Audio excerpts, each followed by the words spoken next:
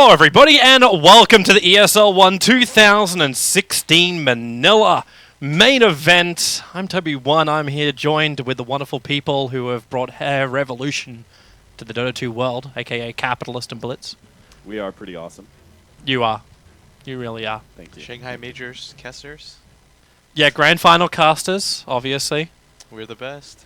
Yeah. We just have Toby as like our third wheel. I'm Toby's kind of used to it at this I'm point. Yeah, like honestly- I'm the old woman. I'm the chaperone to you two. Like, you guys go out, you go have your parties, and I make sure you end up with the nice people at the end of the day. Is that how you justify it? You go out with a group of friends and you're like the third person there. You're like, I'm making sure they don't have too much fun. Yep, that's pretty much it, bro. I'm not allowed to have fun in my old age. I'm meant to be old and cranky.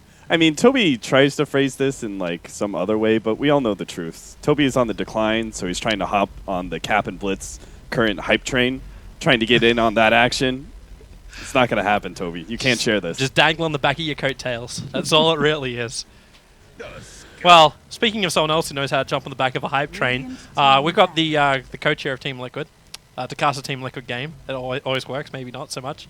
And they're going up against Mineski, the home crowd boys, the home advantage guys.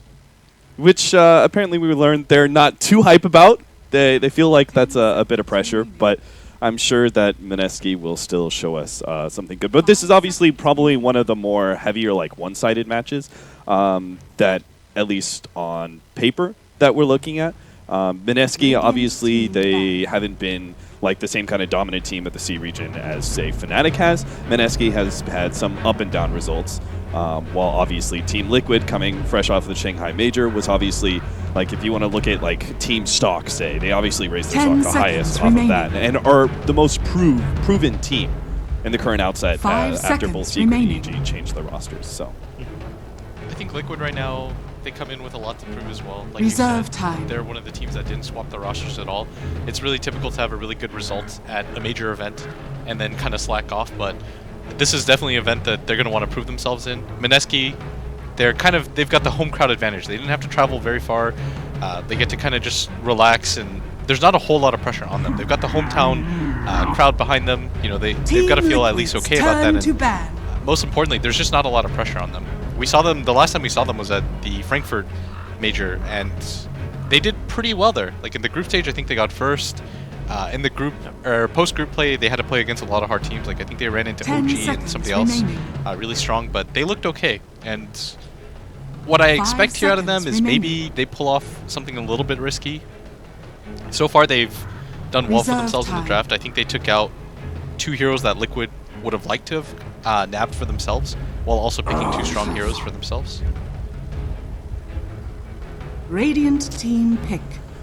Witch Doctor for Team Liquid, I think it's probably one of the best supports to zone out the Nature's Prophet, because you have a Bounty Hunter, you know he's going to be roaming around quite a bit, putting pressure on the mid lane, so you need a really strong support to match up against that Nature's Prophet, and this is probably one of the best. But we were kind of talking about before this event, leading into it, how like teams like Mineski would have to do something like really different to throw off teams, because they're like, if you look at just some of their current C qualifier stuff, like it's not actually that off the wall that it's going to throw a team like Liquid off. So maybe this Lich pick is something, you know, different that we're anticipating. Maybe they don't feel confident about their mid matchup, but we'll see some sort of like dual lane mid scenario against the OD. That actually could be the best way at this point to deal with the OD, seeing as many of the better heroes to deal with it have already been banned away. Beastmaster and Doom, I would say, were some of the best non-mid lane heroes to be able to deal with an OD mid lane. He's a bit of glass cannon hero, so you want to try and target him, focus him down pretty quickly on the onset of a team fight. I think picking Alk here is a little bit strange. Maybe they plan on doing dual lanes, like Lich Alk mid or something against the OD, but I think OD still survives against that. And most importantly, Liquid are going to punish pretty hard the type of lineup that they have. This is a really mobile lineup that probably goes better once the Lone Druid gets Radiance. this game becomes really hard for Mineski to fight directly into them. Reserve And we know the time. Lone Druid's going to have a really good time in his lane because of the fact that we're anticipating Lich to be a dual lane, some sort of dual lane scenario, most likely mid. So we know the other support is going to be Tusk. That's a melee support facing up against a Lone Druid. I mean, most of the time, just regular dual lanes. Like, most normal dual lanes are not going to be that good at shutting out a Lone Druid unless it's some sort of really aggressive, like, good kill lineup. But we already know, like, Tusk plus whatever is unlikely to really be able to shut out that hero that well. Unless they pick up, Radiant team like, ban. some sort of ranged, almost like tempo hero that comes online really quickly and has good kill potential. I just can't think of what that is that would go with the Tusk. I think for Mineski, they needed something that would win the lane. I think that's why the Queen of Pain 10 pick is, seconds or ban, remaining. was pretty good. Because you can put her against the Lone Druid, she can at least survive, but 5 seconds it depends too, remaining. because Liquid have been known to put their Lone Druid in both the safe lane and the off lane. They can Mind Control and Matama Man can switch off. Team Isn't this just a little Liquid's concerning, turn though, with the to Mineski pick. lineup? That everything's a little too defensive if Liquid just want to, like, slowly farm up their own jungle, even if they need to rotate someone into that. Isn't that just a little too easy for Liquid to do? Hey, I Mineski think- can't contest. I think the biggest thing is that Liquid can just run at Mineski right now. The one advantage that Mineski have that I was looking at too is Liquid does lack a little bit in the hard disabled department, or when it comes to these big team fight abilities. I know a lot of 10 people are going to point to the seconds Death Ward, but I don't think this is a spell that has reliable damage. You can't just expect your Witch 5 Doctor seconds remaining. to go into a fight and get his ultimate off during the entire duration. And he's not going to have a lot of farm because Bounty's going to Reserve not be time. buying a lot. He's going to be playing mainly for himself. The OD ultimate, pretty long cooldown. Lone Druid and Track, not really team fight ability. But So I think Mineski did have the right idea, which was they could run the safe lane Lone Druid and then pick up a nice initiating disabler in Bat Rider that comes online relatively early that synergizes with certain single target heroes like the OD or pulling it into the Witch Doctor Death Ward. I think that was the best idea that Liquid could have essentially shored up that small weakness that we see in their draft. yeah, I'm trying to think right now if there's like one more ban. I mean, Liquid is definitely not a Void team, so that's I think definitely it's out of the window. With I think Lone it's Druid. okay here though. When you have I think it's okay, you have but they're- OD, you have OD Witch Doctor on your team. I think it's alright actually. yeah, I think it's all right. But I'm saying that I just don't see Liquid picking it. Right? They're not really a Void team. I think when you run OD and Witch Doctor, there's still a decent case for it though. Okay. 10 It's not seconds your remaining. first option, but Yeah. hey, you're alright though. They go I like for it. the Tide Radiant Hunter team instead. pick. I know on Dire side too, they don't like it as much. Like if this were Radiant and they had this lineup, then they probably would have gone for Void. Oh, that's okay. Okay, the mid Jakiro Lich. We were talking about this. What I wanted to point out when they did the last pick, Batrider, is because what Swindle said, right, is Yeah. what you do to beat heroes like OD, and I remember this all the time now because it was a really good point, is that you mess with his attack animation, or you just make sure that, because he doesn't really have independent nukes, like he relies really heavily on just bursting heroes down with his Arcane Orb. So when you can get rid of that and slow down his attack speed with things like the Liquid Fire, you're in a much better position. So we've seen things like Mid Enchantress be run before. The Bat Rider is obviously like one of the best heroes you could possibly have against the OD. But when it comes to mid lane matchups, the Jakiro is something that we have seen experimented with 10 seconds against remaining. the OD, and it hasn't really gone that well. I have 5 been like seconds pretty remaining. adamant that I just don't think that this is. Like, obviously some teams have run it in scrims and it seems to work out, but every single time I've seen it in official, it just is not effective enough. Prepare It can for battle. kind of slow down something, it can get some little mid-game momentum, but it's just not enough. Yeah, I've seen a lot of that early game momentum as well, just pushing into towers. But we'll have ourselves a quick pause just before we do kick into the game. I want to say big apologies out there to everyone. We're going to get the Dota TV audios fixed as fast as possible, but there's no Dota TV audio for game number 1. But we will be here with our live stream hopefully going on absolutely smoothly. So we have a pause so we can quickly check out how everything's going to go. So you boys seem to be pretty much locked into Jakiro Lich mid. think No. It looks like the Jakiro's safe lane. So you're gonna okay. So if Jakiro's running safe lane, does this almost bring it back to like BZZ style? I don't know. I'm trying to think right now what the best thing for Mineski is, just because they have this core Jakiro, and that hero is really inflexible. You just It's not really mobile. It's not going to gank a whole lot. You kind of just have to stick this guy in a lane and hope that it works out. Well, then you still got to look towards like some kind of win condition, right? Like if you got Jakiro this early on, is it early liquid fire and just force down buildings, force Liquid to fight into you? But Yeah. you also said early in the drafting phase that Liquid are stronger because they can just walk straight at them. Part of the problem would be is why we're kind of thinking about Lich Alchemist as our dual lane mid, right? I think like Jakiro Lich, some sort of like weird Jakiro Lich, that would be all in on shutting down the OD mid, right? But that would leave you extremely exposed in that bottom lane against the Tidehunter because you'd have double melee heroes, right? You would have Alchemist Tusk or something like that bottom lane, and that just wouldn't be good enough. So if you split this up, you put the Jakiro then against the Tidehunter, that you're still able to put some pressure on that Tide, still able to keep that in control. While the Lich is the partner here with the Alchemist, is just still going to be able to keep the OD's farm relatively in check via those denies and maybe some nice harassment. Yeah, in some ways I agree 30 with you a lot too seconds to about the battle. Jakiro pick being a little bit weird. Because when I do see this hero, it feels a little bit all-inish to me, like you said. I think for Liquid, the game plan is pretty simple. You weather the storm, you try to get BKBs up on your OD, try to get the Radiance up on the Lone Druid, and they've got a really good high ground hero to accomplish that. That's why heroes like Tidehunter and Void, I would have been okay with either because the Void breaks BKB, and the Tide can just kind of The fight. battle begins. It's really scary pushing up high ground against the Tidehunter, right? But Mind Control might actually pay for... Yeah, he's Trying to go dropping for this. really low. Yeah, that is that's going to be true. first blood. That was like really obvious when Mineski started showing forward that Tidehunter was going to die because the Tusk is such a great level 1 hero in those kind of scenarios. The blockout of Ice Shards, it's decent damage. It's like a really good soft disable. So that was like guaranteed first blood. They did mess with one thing though, the fact that with that distraction, Ben-Hur actually moved off the rune, so Kuro actually stole the bounty rune from him. He didn't even move off of it. He like sat there. He was like, "I'm getting this rune," but Kuro just clicked faster. But Tama Man, though, he's going to have a pretty decent matchup, especially with the Witch Doctor support on his side, as Jerax just fighting off the Treants, one of the few support heroes that can actually do so, as the Treants are quite strong at level 1 against the supports, and pace of the game should definitely go to Mineski. Like, they have to push this pace. We talked about how Liquid, they should do fine, especially in this mid lane. It seems a little odd though, the fact that Vash has also not gone for sacrifice because he went for Frostblast to start with. It was the level 1 fight at hand. They wanted that first blood, Yep. so it's again the sacrifice you have to make sometimes. Kuro's this bounty hunter pick is really working out well for them because part of this Lich dual lane mid scenario was him denying creeps away from the OD, but also stacking. They're already going to have a crack at Ben-Hur. That Orb of Venom doing some work. He's going to actually fairy fire up, but it's still not enough.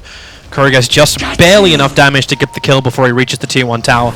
Yeah, and this is going to help this mid matchup so much because Mineski, they wanted to try to slow down this OD with this dual lane, but hasn't been successful so far, and even at this top lane, the Nature's Prophet is doing an okay job of trying to contest, but again, he's against a pretty difficult lane. You can never push out that far against a bounty hunter like that, especially as a melee hero. Yeah. It just leaves you too exposed. Even if he lived there, it still would have been pretty crippling for him to lose that much of his regen. They're going to get both the runes too for Liquid. And this is the downside of going for these kinds of dual lanes, is because Mind Control knows that he can't get shoved off this bottom lane. And most importantly, Kuro can kind of just do whatever he wants in regards to movement. He's even going to set up for this regen rune at top for Fada as a result. And oftentimes, if you're Mineski, you want to try to deny these, but because of the dual lane, don't really have a lot of options.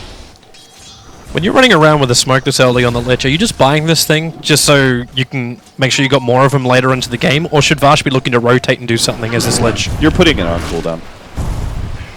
I don't think there's any reason for him to rotate right now. Liquid really forcing that top lane with the paralyzing cast. They're getting pretty close. The resummon of the bear to try and find another hit, and as well, one more from the bear will do the work. Matubman's come in very, very deep. They find the kill, but there's no rotation from Mineski to really punish him. Matubman should just be able to safely walk himself out of here. Yeah, you see the mass pings, but this is the downside of your kind of like dual lane scenario. If anything, the Tusk should have a TP in this. Oh, they're going to go bottom lane. Mind Control. The Shards actually blocking him in with the dual breath and liquid fire. Mind Control, he is ticking down pretty quickly. Have they got enough damage to finish the job? They're coming in very deep underneath the tower, but no dual breath, no liquid fire. Looks like Raging Potato really wanted to keep going for that one, but Jules pulls out. So they have to accept the fact they're not going to find the kill, but they do force Mind Control all the way back to base. it's just not being effective enough, I would say, in comparison to... They're going again on mid. Ben-Hur being attacked up. There's no Astral Imprisonment early leveled up. In fact, it's just a 2-0-2, and that's giving Fada just enough damage to get the kill before reaching deep into the safety. And he's not even going down the stairwell. Like, when the sentry wall is down, he just doesn't see anything. Yeah, right now this is really scary for him in this matchup. I'm not sure what you're supposed to do, though, as an Alp Cap. I think he's playing a little bit too far forward in lane, but their game plan was just off from the beginning due to the fact they didn't have sacrifice, so they couldn't keep that lane back like they wanted to. And that's part of the downside of spamming out acid spray, right? Is that it is naturally going to push the lane forward. I think he's just getting a bit too greedy. He has to remember, Ben-Hur has to remember that he has the fallback. He has the neutrals that he's going to be able to farm later. It's important for him just to not feed the OD and also the bounty hunter. Like, you're giving the bounty hunter free levels at this point where he should be just zapping. You're in so deep. That door breath very much off target, so Mind Control will freely walk down. Jirax will TP in, and Kuro already started the rotation. With the early point up in Maledict, they're going to be able to lock in Raging Potato. The shards from Jules try to actually create a little bit more space with the Shuriken toss. Now they also bring in more help with the Paralyzing cast from Jirax. They're able to reach out and find the kill, allowing their Mind Control to gush over onto Bocarino. They're going to snowball over, picking up the Nature's Prophet, but there is no real way to get out of this one alive. They just try and bring Jirax down with him instead, almost able to achieve that task, getting blocked up by the Treants himself. Jules couldn't reach over to Jirax, who'll hide in the tree lines. These Treants are still looking for their opening target, but Jules, he's ticking down, he'll very far up. Now he actually sees Jirax. As he snowballed to him, no, he snowballed over to Kuro instead, and now allow the Lasso attack to come in from the Bounty Hunter, finding himself a kill. With the dust still up, Kuro still visible, and he will burn out now to this Jakiro underneath that side shop. Mind Control should be able to just retreat himself out of this one as well, unless he wants to continue the fight. He doesn't know it, but Jirax is still there. He's a free kill, essentially, if Raging Potato just went for it. Oh, he's going to wait for the creep wave to skip past first and then run past. And that's why he places that ward down there. It's just free entrance for him, and they're pinging like crazy. And there's a Radiant Obs ward that sees him. Yeah, I think the Nature's Prophet right now is really... It feels like he's tilted, because he's just pinging everywhere. He's like, guys, we have to do something, and Jirax is going to go down to the neutral creeps. But a point I wanted to bring up that Cat made earlier too is when you've got this Alchemist, a lot of the times he's going to be playing around this mid lane. When the Lich goes to stack the camps, he has to play back. Otherwise, he's just presenting a free target for himself. And Liquid, they're timing their ganks around that moment when they know for a fact that the Lich went to go stack the Heart Camp. Because they just look up at the timer, they say, okay, he's going to be gone for this 20-second period. Let's take advantage of this. Looks like Manassi are going to try and force onto this tier 1 tower in the bottom lane. Mind Control and Kuro are the two here to defend it, and again, they're going to bring in Jirax to also help out. But with that Liquid Fire and Dual Breath, they take a lot of damage just staying enclosed, but now maybe they do actually find the kill over on Raging Potato. The shards are pushing back out a little bit further. One more Liquid Fire will ensure the kill on the tower. Jirax is going to time it perfectly to get the denial off, and this will actually mean that while the tier 1 tower does go down, it is denied and you lose your safe laner, and Fada managed to find himself a haste rune. So chasing in Jules actually just stops walking for a moment to pick up a TP scroll, and now he's also down for the count. I mean, that was a moment where like Jakiro knew he like started running back and he realized, I'm not getting out of here alive. So he goes deeper and tries to go for that tier 1 tower, and he still doesn't even get that much. Liquid are denying everything that Manasky are trying to trade themselves for, and they're coming up big in this laning phase. I think the most important thing to note too is that when you run this roaming support around, this is the benefit, is that he can rotate to the soft lane and help out and just slow down the tower pushes and make them even more dangerous. They're going mid. Sentries are down, won't really matter. You can see Kuro coming. The result will still be the same. Alchemist, even with his Chemical Rage, that's going to be a death. I like this choice as well as the Maledict here from Jirax. Just one level. It helps put pressure on the Furion, but it's even bigger against some of these tankier heroes like the Alchemist. So it's just a nice offensive pickup. Because that's also why like Kuro is able to roam around, but so is Jirax, and that's because of the success of the safe lane that they had against Bocarino. The way that they were able to pick up that early kill and control those treants and make sure he didn't really get good pulls off as a Furion or anything. Because of the lack of success there, they were able to then move their supports around a lot more. Kuro saw the farming of the stack, so he's going to come in here and leech a little bit of this experience out. He's probably going to get 6 off of this. But he's already managed to find level 5 just off his earlier rotation, so yep. But they're splitting this 3 ways right now. And okay, no, Liquid are not going to stand for it. There's still a heavy amount of those creeps left. So Ben-Hur, he's going to back up. This time he's playing defensively, and Jirax and Kuro won't have their opportunity. Yeah, all the while, by the way, we haven't even talked about the fact that Matumba Man is steadily just farming at this top lane. Hasn't really been contested at all because of the pressure that they've been putting on the bottom lane. And Moneski, it just feels like they're losing a little bit of focus. When they made that bottom play, Liquid, they used a lot of TPs for that, so they know that the only way that Liquid comes back in is through that mid lane. There's no pressure that's going to be exerted on that top lane, so Moneski had to be a little bit more careful about their positioning, especially with the Alchemist again being way too far forward and just getting picked off. But sort of think this is their time to reset a little bit. The downside though is that you've got a Jakiro, which isn't one of those fallback heroes that you're really excited to have when the pace of the game slows down. And so I still think it's on Moneski to kind of just get going. They're going to try to have a crack over here. Kuro with the dust going off. Kuro just instantly TPs out. There's no ice path leveled up. No. This is Raging Potato going for a pure lane dominance build with a Liquid Fire and Dual Breath. This is the right build for the core Jakiro, but it does leave you woefully exposed. Liquid now, actually, they stare down their own target.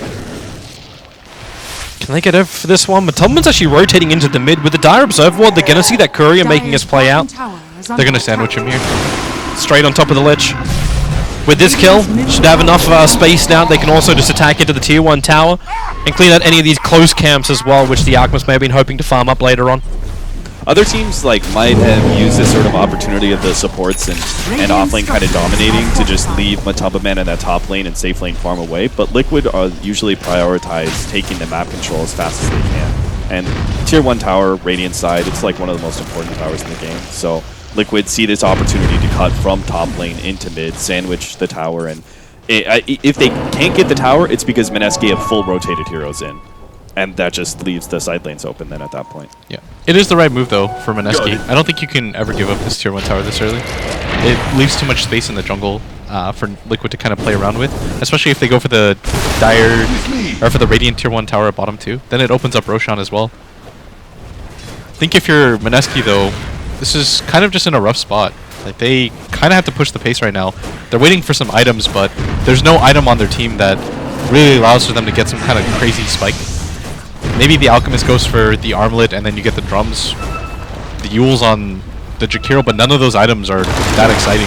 Yeah, you could say that like the old safe lane Jakiro, the Yules is like maybe a little bit significant, but with the new Yules that doesn't have the same kind of range of initiation, it doesn't even allow you to be able to get like a long range pick off into the ice path. It's just not the same. Yeah. So I think Blitz is entirely right that Moneski just have to go for it. They can't wait for items. You don't pick a Jakiro for the items that he's going to farm up. You pick it up because of his skill set. He's a tanky, good damage over time hero that pushes down towers. You got to start 5-manning him. Well, you got one of your items. I guess the only one which you mentioned which could be picked up this early on. So the armlet will now be over on the Alchemist. He's still really low on the levels. So far away from having that level 2 Chemical Rage. Meanwhile, Liquid are just getting so much space to also keep their farm going. We've got to keep our eyes on Matumberman, now sitting at 2.4k gold, so that Relic is coming in soon. Not to mention just his net worth difference. Right now he's a full 2,000 in front of the Jakiro. I guess the biggest difference there, though, is just you've got a Midas Lone Druid who's had infinite space, whereas the Jakiro's been repeatedly TP'd on, but Liquid are going to be comfortable with the pace of the game right now. It's been slowed down dramatically. Going for the mid-tier 1 tower, I think, was the right idea, but don't necessarily have to all-in commit for it, just because their lineup is not contingent on taking these early towers. Even with that, with the fact that they have only taken that top tower, they're still 5k ahead, and they haven't really even gotten the track kills to go yet. I kind of agree with Kev. Like, yeah, Moneski have to go for it, but they probably want to at least wait for all of these side items. Like, why go for the fight when you're 200 gold away from the Yules, or when you're barely just about to pick up the armlet? I think now that you've got the armlet, you've got the drums and the Nature's Prophet, this is the time to go, because the next wave of items is going to take way too long for Moneski. I think you just lose map control against a Bounty Hunter. Unfortunately, it just came a bit too late for them to be able to save that Radiant tier 1 tower. The damage had already been kind of done by Liquid with that earlier movement to mid. Maybe they didn't fully commit to take it, and that was the right play by them, but they still did enough damage that Blitzhelmet just casually cleans it up. Tubman also casually just zoning out Vash from the mid lane. But by doing this, he's actually forced Lich back behind the lane, and it looks like Liquid are going to go for a 13-minute Roshan. You still got the TP up to the top lane by Mind Control, try and push Raging Potato off this tier 1 tower. So they don't have to go for a direct trade. Actually, Macropie can middle as well. Mind Control, take a little bit of burn. But Fada and Kuro are going to try and finish up Roshan while this defense continues. This should tip them off, though. The fact that nobody's come to this top lane. even when he was being dove into the tower by the Jakiro. This is a really immobile hero. Yeah, The fact still that it's enough. they just kind of let that Tiro go, the tower go down, that should signal. That's the second tier 1 tower they've taken, and both of them have been denied. He even tried to use his Ice Path to buy that small little space for the Liquid Fire to tick through it, but it just didn't work. The supports just weren't in the right position. They had to be backing the Jakiro up there. They needed to be able to force an initiation if Liquid did some sort of like half contest at that top lane. Because, you know, the Alchemist needs to Bottom. run away. But Ocarino. Yep, they managed to catch him out.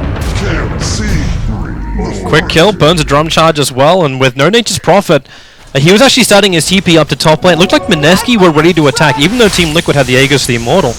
They were preparing to attack into that tier 2 tower, and, well, they're not going to be dissuaded. Raging Potato is still going to get a couple hits off with this Liquid Fire and do as much as he can. Yeah, this OD's just looking around right now to see if he has any opportunities, but Mineski, they want to dodge the fight wherever they can. They're trying to drag Liquid back up here and get them to play on their terms. The benefit of having that Nature's Prophet is normally he can push out that bottom lane and they can apply pressure in 2 spots on the map at once and maybe even get control of Liquid's jungle, but Liquid catching out the Nature's Prophet is going to stop this a little bit, and this top tier 2 tower, they've got to make the decision to go for it right now. Yep, and they're going to. Treants it down, but Paralyzing Cask and Anchor Smash, they made the decision to go, and now they're actually bailing out. With the Prophet TPing top, they force at least the movement from Liquid. But now it leaves Raging Potato on the bottom lane. Yeah, that's what I meant, by the way. That Mineski should just, or Liquid should go, because you shouldn't let this tower tick down so much. But by showing on this top side of the map, it's going to allow Raging Potato to take some space here at bottom.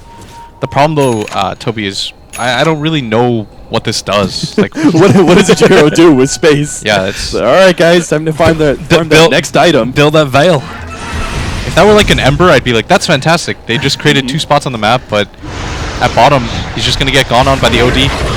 He's going to run into the tree lines, but he can't make the Fog of War in time, and Matoma's now arrived with that fresh Radiance on his bear. So Raging Potato into the trees, no TP for 23 seconds, and no friends coming to help him out either. So he'll end up going down. He'll Ice Path once more, at least catching out 3, but the Orb attacks just do so much work, and you're going to lose your Tuskar in the top river. He snowballed to buy a little bit of time, but Jules will also take the fall. We're 2-13 on the board. Team Liquid looking amazing, and they're looking to actually push even further with Trax now kicking in. All of these kills are working so much better for Team Liquid, and even the long-range Paralyzing Cask. Luckily for Vash, it won't bounce to him, but Fada just triggers Drum Charge. He's got himself an Aegis the Immortal, so he blinks aggressively in. That ulti brings Vash to 10 HP. That just barely not enough to find the kill. But that at least sends a very strong message to Mineski. Mineski don't even look like a 5-man team right now. They really don't. With the fact that Jakiro was being gone on for a lengthy amount of time in bottom lane, and that they also had someone getting picked off in mid. And I was watching the minimap and just watching the heroes, like nobody was responding. Like if they're going in that bottom lane scenario, then Mineski should in turn be committing to mid and trying to like force that fight or something, knowing, hey, 2 cores are bottom lane, let's force that. But they weren't even trying. It was just like, well, you guys are both caught. Oh well, we're just gonna keep farming jungle. Mineski also just smoked under an Observer Ward just to add insult to injury at the moment. And what do they even go for? Like, killing off the bear is almost an impossible task at the moment, but Kura coming in very close. The smoke isn't going to break, but yeah, when you're tracked up, now the Drum Charge triggers. Fada's going to come in from the side, and who's his primary target? He just goes on top of the Lich. You've already lost an Nature's Prophet further down south as Kura keeps his tracks in. Is there an entangle? Tuskar still keeps the run going. Now that Lich Holder going to start bouncing around. Kura can be careful, he's going to drop low. But then the creep wave just starts to soak up more. But it's Raging Potato who finally gets something back. Slipping in through the rear. He may not be able to survive through this. He Liquid Fire, he doesn't have dual breath. He macro pies as much damage you can find on top of Fada, who doesn't care. Remember, he's still got the Aegis the Immortal. So Raging Potato, your #1 position. He'll burn an Aegis the Immortal, and the cost of it is his life. While Matomaman is just on objective-based gaming. Tier 2 tower belongs to him. 2 things I really want to point out about this game that, for me anyways, usually signifies how a game is going is 1, if the threat of the Tidehunter ultimate alone makes you dodge every single fight, the fact that he hasn't casted it, like I haven't seen him cast it, that usually means that your team is just like not interested. They know that they're that far behind, that they don't even want to risk that. But Liquid are just playing off of that because they know that they don't want a team fight, they don't want to get into a full 5-man engagement, so the Tide just continues to farm during this time period. And this is the correct response by him too. Secondly, I mean, Liquid just have all the space in the world. They've taken control of this bottom tier tier 2 area. They've got the jungle on lock. Fada's just doing whatever he wants in this game. And Liquid aren't even really playing so much as a team as they are just kind of hunting. Yeah. To add on to Blitz's first point, the reason that, like, there are some scenarios where, like, just dodging the Tidehunter and stuff is, like, obviously the right play, but it oftentimes means you have better late game. But in this sort of scenario, we're anticipating that this kind of strategy is going to be trying to fight Liquid, and yet, 12 minutes in, they were scared of a Tidehunter. That just tells you how bad the laning phase really went. Yeah. Something I want to point out, too, is that what's naturally hard playing against the Lone Druid is if you don't have immediate mech carriers against the Lone Druid Radiance, your team just can't survive. Like, everybody has like 1,000 HP on the side of Mineski. What are they supposed to do in these big team fights? They found Kuro. This is at least the first break they're really going to get. Kuro was the only one to die previously. It looks like he's going to die again. Kuro will find that kill. He walked underneath the sentry wall, but broke their smoke Oh, gang. bottom. They might get something going. Oh, yeah. Fada, there's your imprisonment, but he's locked inside the Sprout. No way to cut himself free. Can't blink himself away. But Matupman's coming in, and mind control. That ice path actually stops him from blinking forward to going into the Ravage, but now nothing stops him. He goes in. Here's practically all of Mineski, apart from Ben-Hur, who has to turn around for this concoction. He's waiting the longest amount of time to do it. But unfortunately, he's just lost his teammate while it happens. Mind control can anchor smash, and now this Alchemist does minimal to no damage. The shards will keep Liquid here, but at the same time, I don't think Mineski, that's a real big advantage for them. Certainly not. Liquid aren't really scared of being trapped next to the Mineski base too much at this point. They own every part of the map except for the high ground. Has Kuro really got that much money? Is he going for a scythe, or is this... I mean, Kuro can go whatever the hell he wants. When you're this far ahead, it doesn't really matter. Yeah, that's a 637 bounty hunter who just casually has a mystic staff. There's no way that's even item efficient. He's probably just like, whatever. He can go for the ultimate orb, but... And in a normal game, what would you say? Like, because you have a mech carrier on the Tide, what would you say? Like, Lotus Orb or something, if it's the right kind of game for I it? think Lotus Orb has a lot of benefits. I think the Hex, if you could get it on a support 5 bounty hunter before 30 minutes, it makes so much impact. Just because you trawl around Invis, then you pop out with the Hex. No hero's going to be able to survive that. And at top, they know for a fact that there's no Tide Ravage and there's no OD ult. This might actually be the only time period where Mineski's going to be able to fight, but... Their only issue is they're being pushed on all the other side lanes. That bottom tower's at 7 HP. Like, Matupman just leaves it there, so Mineski have to keep some level of player down here, or they deny the tower. Yeah, Meanwhile, the tier 2, okay, there's your imprisonment. They're going after the snowballed up Tusker and dragging back underneath its own tier 2 tower. But Jules, with the ice path, hits by control. He'll get the X-Smash off. That's a nice death wall from Jirax. He'll end up going down thanks to the Lich ultimate. A Raging Potato on the run out of here. A Yule Scepter will save him from that one last orb that came out from Fada. But Fada splints forward. You can't escape. This team is just so good on positioning, and Matupman has now finished off the bottom racks practically by himself, while the rest of Mineski were distracted on the top lane. I sort of think Mineski should have just all in for that top fight. They knew there was no Ravage, there was no OD ultimate, there's no Aegis, the Lone Druid isn't even there. If you can't win at that point, then you're not really fighting to stay in this game anymore. And they lost their bottom racks, they lost that top fight, which was really huge for them. And It's a Shivas and an Assault Cuirass. okay, so they're just going for the... ultimate, armor increases that allows them to have sustain to push high ground and end this game as fast as They've got possible. Vlads too. I don't think I've seen a Vlads, Shiva's bounty hunter Reeves. before.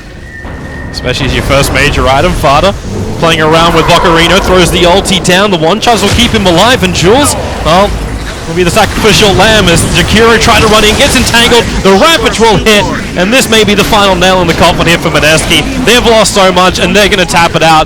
Game number 1 of this best of 3 will be going the way of Team Liquid, taking it just under 23 minutes.